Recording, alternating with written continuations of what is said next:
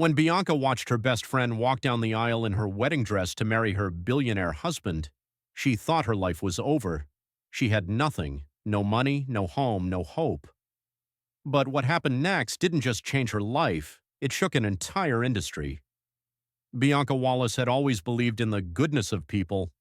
Growing up in a modest Atlanta neighborhood, she watched her mother Gloria work double shifts as a nurse just to keep food on the table and dreams alive.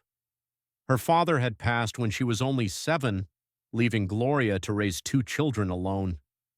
But Gloria never complained. She simply worked harder, loved deeper, and taught Bianca that integrity was worth more than gold. Bianca carried that lesson into everything she did. By 32, Bianca had carved out a respectable career as a senior event coordinator at a luxury Manhattan firm. She wasn't the loudest person in the room, but she was always the most prepared, the most creative, the most reliable. Her events were known for their elegance and attention to detail.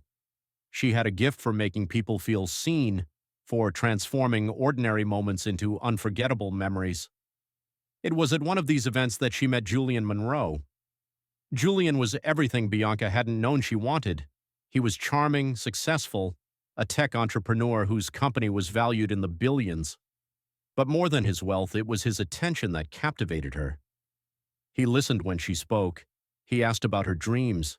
He seemed genuinely impressed by her intelligence and grace. When he proposed after 2 years of dating, Bianca felt like she was living in a fairy tale. Her mother was cautious, reminding her to make sure Julian loved her for who she truly was. But Bianca brushed off the concern. He was different, she insisted. He saw her. And then there was Rachel. Rachel Kim had been Bianca's best friend since their freshman year of college.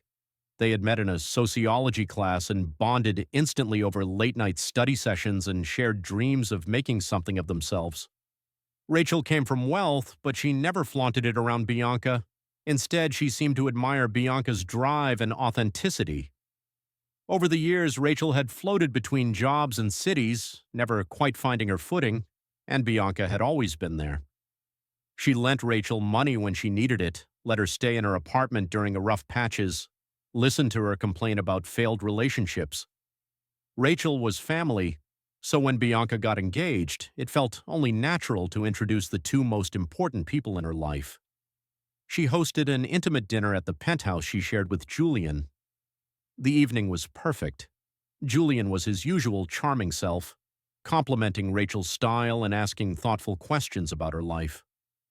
Rachel seemed genuinely happy for Bianca, gushing about the ring and already offering to help with wedding planning. As Bianca watched them laughing together over dessert, she felt a deep sense of gratitude.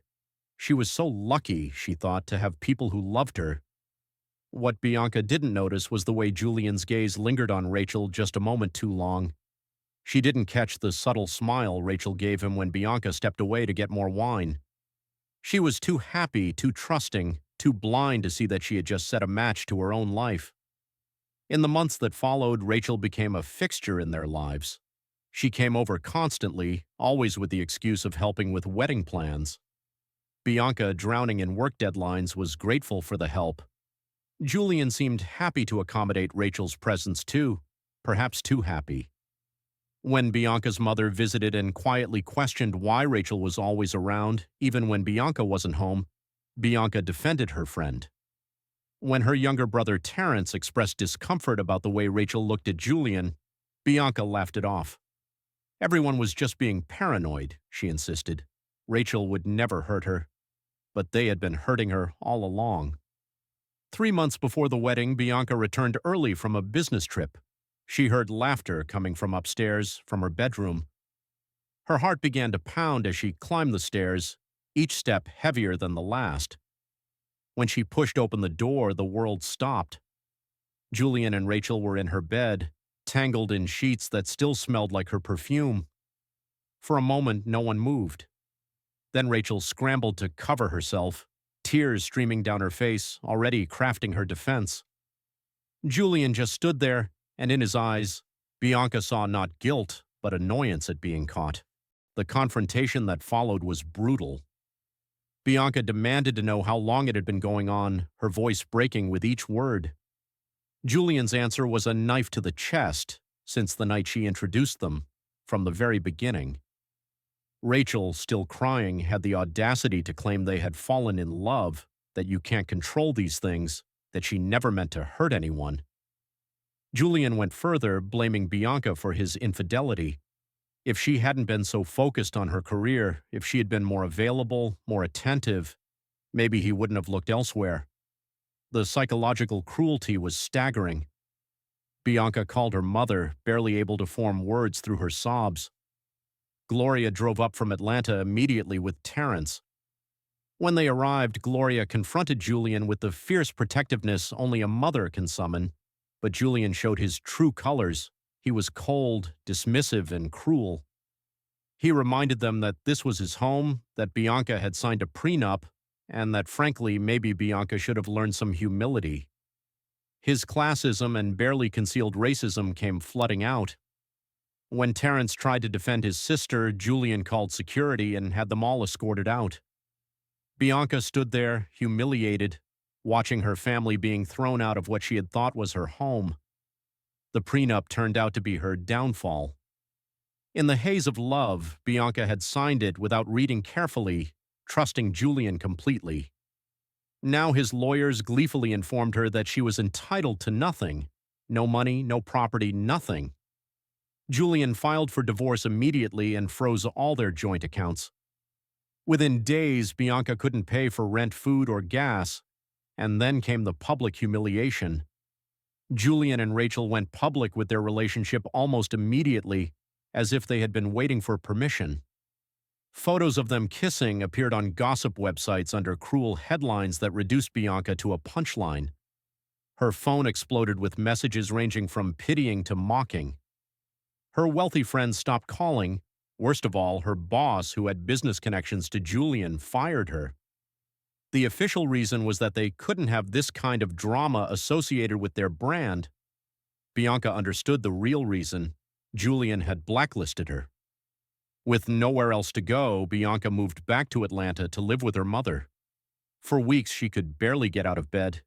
The betrayal had broken something fundamental inside her.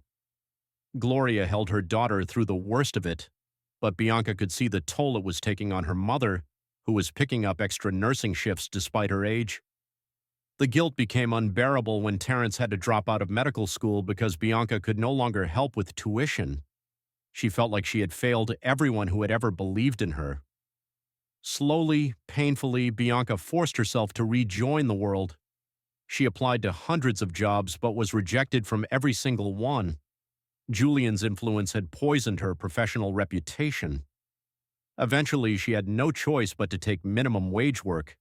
She bounced between retail jobs and waitressing, trying to contribute something to the household.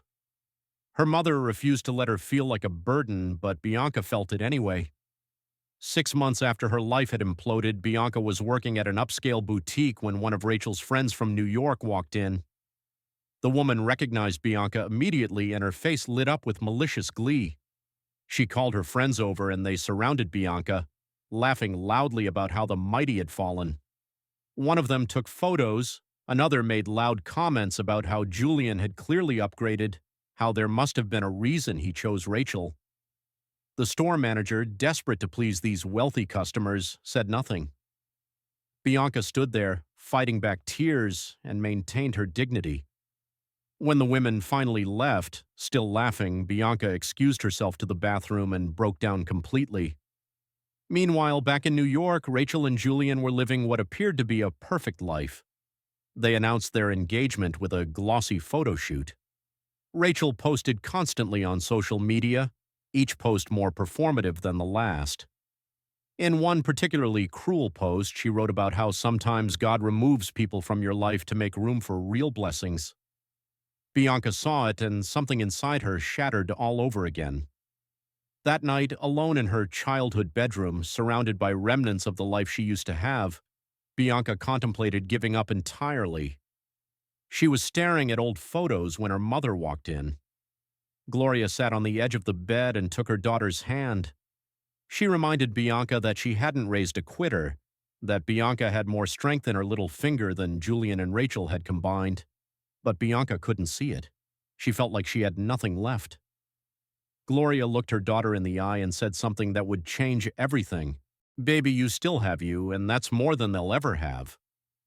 The words settled over Bianca like a blanket.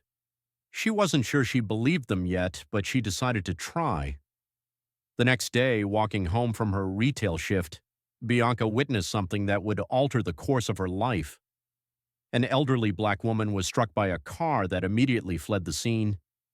The woman lay crumpled on the street corner, bleeding. People gathered around, many of them pulling out their phones to record, but no one moved to help. Bianca didn't think. She ran to the woman, pressed her jacket against the wound to slow the bleeding, and called for an ambulance. She climbed into the ambulance with the woman and rode to the hospital, holding her hand the entire way. At the hospital, Bianca stayed. She missed both of her shifts, knowing she would probably lose her jobs, but she couldn't bring herself to leave this stranger alone. Hours later, the woman woke up disoriented and in pain. When her eyes focused on Bianca sitting beside her, she began to cry. Why had Bianca stayed? She asked. They didn't know each other. Bianca squeezed the woman's hand gently and told her that someone should have helped, that she mattered, that Bianca knew what it felt like to be invisible. The woman studied Bianca's face for a long moment. Then she asked Bianca to tell her story. Exhausted and emotionally raw, Bianca found herself confessing everything: the betrayal, the loss, the struggle, the feeling that she would never be whole again. The woman listened silently, tears streaming down her weathered face. When Bianca finished, the woman reached for her purse and pulled out a business card. She told Bianca that when she was ready to stop surviving and start living, she should call the number on the card. Her name was Lorraine Harper. Bianca called the number a week later. It led to a prestigious law office where she met Mr. Gerald Price, Mrs. Harper's attorney. What he told her seemed impossible. Lorraine Harper was the founder and silent owner of Harper Global Investments, a $9 billion empire. She was one of the wealthiest black women in America, but she lived modestly and quietly. The day of the accident, she had been testing humanity. She wanted to see if anyone would stop to help an invisible elderly black woman lying injured on the street. Only Bianca had. Mrs. Harper wanted to meet with Bianca personally. In her elegant but understated office, Mrs. Harper explained her offer. She would provide Bianca with $3 million in seed funding to start her own luxury event and consultancy firm. There were conditions. Bianca had to keep Mrs. Harper's involvement completely confidential for 1 year. She had to rebuild using her own talent and integrity. And she had to hire and uplift other overlooked women along the way. Mrs. Harper didn't invest in businesses, she explained. She invested in character. Bianca brought the offer home to her family. Gloria cried and told her daughter this was her second chance. Terrence hugged his sister and told her to go show the world who she really was. Bianca felt something she hadn't felt in a long time: hope. She moved back to New York with fire in her veins. She launched Prestige & Company, a luxury event firm that specialized in elegant, culturally rich experiences. She worked 18-hour days, pouring everything she had into building something that couldn't be taken away. She hired a diverse team of talented women who had been overlooked by the industry, many of them black and brown. Her first events were small but absolutely flawless. Word spread quickly. Within 8 months, Prestige & Company was the hottest boutique firm in the industry. Celebrities and philanthropists were competing for spots on her calendar. Her events went viral on social media, praised for their breathtaking beauty and cultural authenticity. Forbes featured her in an article about rising entrepreneurs. She operated under a professional name, B. Elise Wallace, and most people in the industry didn't connect her to her past. Bianca liked it that way. She wasn't running from who she had been. She was running toward who she was becoming.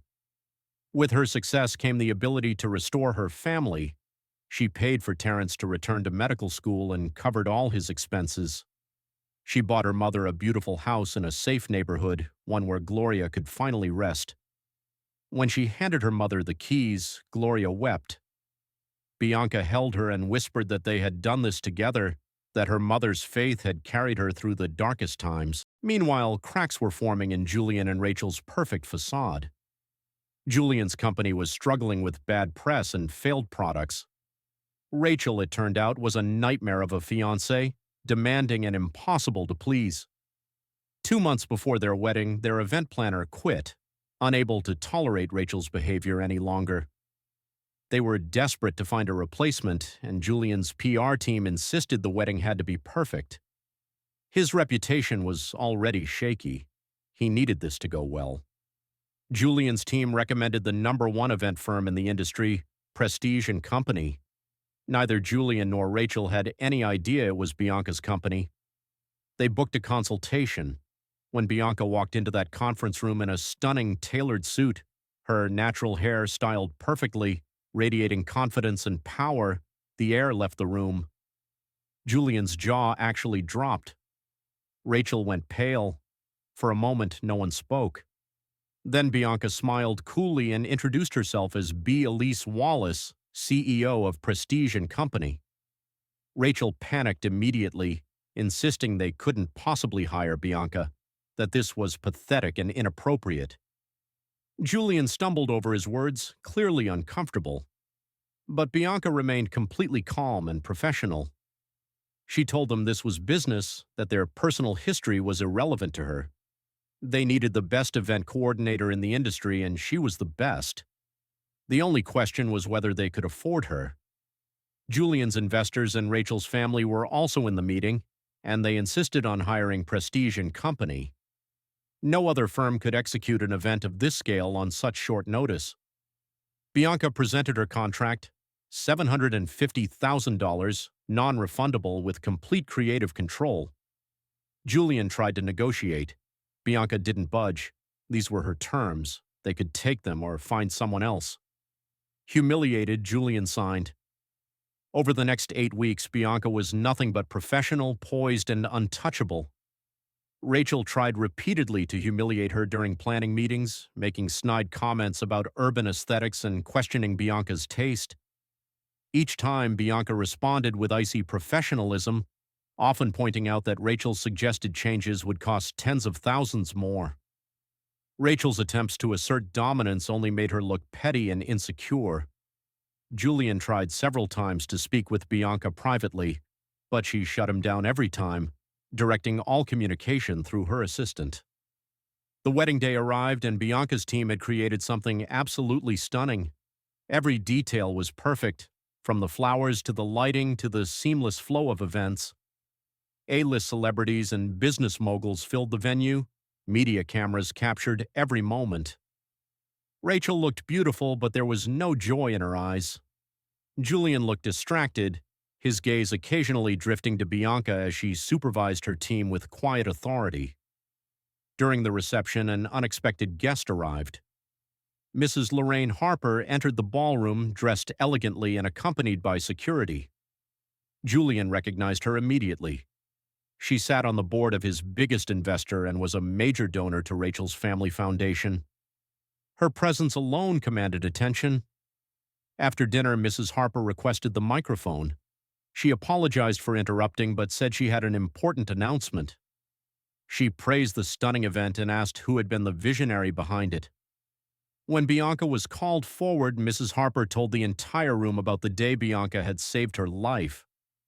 She described lying injured on a street corner while people walked by filming on their phones and how only Bianca had stopped. Only Bianca had stayed. Then Mrs. Harper announced that Bianca Wallace was now the CEO of Harper Global Events, a new $600 million division of her company. The room erupted in applause and gasps. Rachel's face drained of all color. Julian looked like he might be sick. But Mrs. Harper wasn't finished.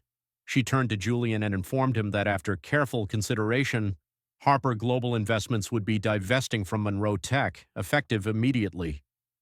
When Julian stood up in protest, Mrs. Harper silenced him with a look. She invested in character, she told him, and he had none. She then addressed Rachel's family, explaining that the Harper Foundation would be redirecting its donations away from their foundation as well. They preferred to support organizations with ethical leadership. The wedding reception, meant to be Julian and Rachel's triumph, had become their public humiliation. After the announcement, Rachel confronted Bianca in private. She was hysterical, mascara running, screaming that Bianca had planned this, that she had ruined everything. Bianca looked at the woman who had once been her best friend and felt nothing but pity. She told Rachel calmly that Rachel had ruined her life first. Bianca had simply decided hers was worth rebuilding. When Julian approached, trying to apologize, trying to claim he had made a terrible mistake, Bianca finally allowed herself to speak from the heart. She told him she was grateful. His betrayal had freed her to become someone he could never deserve. Then she walked away, head high, and didn't look back. 3 months later, the consequences of that evening were still unfolding. Without Harper's investment, Monroe Tech collapsed. Julian was forced to sell his assets and became a cautionary tale in the business world. Rachel and Julian's marriage fell apart almost immediately, the foundation of lies unable to support the weight of reality. Rachel lost her social standing and was forced to move back in with her parents. But Bianca was soaring. She graced the cover of Time magazine under the headline, "The Phoenix: How One Woman Rose from Betrayal to Build an Empire." She became a sought-after speaker, inspiring women around the world with her story. She launched the Wallace Foundation to help women escaping financial abuse and support female entrepreneurs. Her mother and brother stood beside her at every event, beaming with pride. At a charity gala celebrating Black women in business, Bianca invited her mother on stage. With tears streaming down her face, she thanked Gloria for working double shifts to give her a chance, for never giving up on her even when she had given up on herself. She presented her mother with the deed to her house, fully paid off, and a trust fund that would ensure Gloria never had to work again. The audience rose in a standing ovation as mother and daughter embraced. Later, Bianca visited Mrs. Harper at her private estate. They sat in a beautiful garden, drinking tea in comfortable silence. Finally, Mrs. Harper spoke. She told Bianca that she hadn't chosen her just because Bianca had helped her. She had chosen Bianca because when the world had made Bianca invisible, when she had nothing and no one, she had still seen Mrs. Harper. That kind of character, that ability to see the humanity in others, even in the midst of personal devastation, was the rarest form of power. Bianca smiled, thinking about how far she had come. She had lost everything, been betrayed by the people she loved most, been reduced to nothing. But from that nothing, she had built something real, something lasting, something that belonged entirely to her. She had learned that her worth wasn't determined by who chose her or who left her. It was determined by who she chose to be when everything was stripped away, and she had chosen to rise. Bianca didn't just get revenge, she got free. While her betrayer's empire crumbled, she built a legacy they could never touch. Sometimes the worst betrayal is just life clearing the path for who you were always meant to become. Never, ever underestimate the woman who rebuilds herself.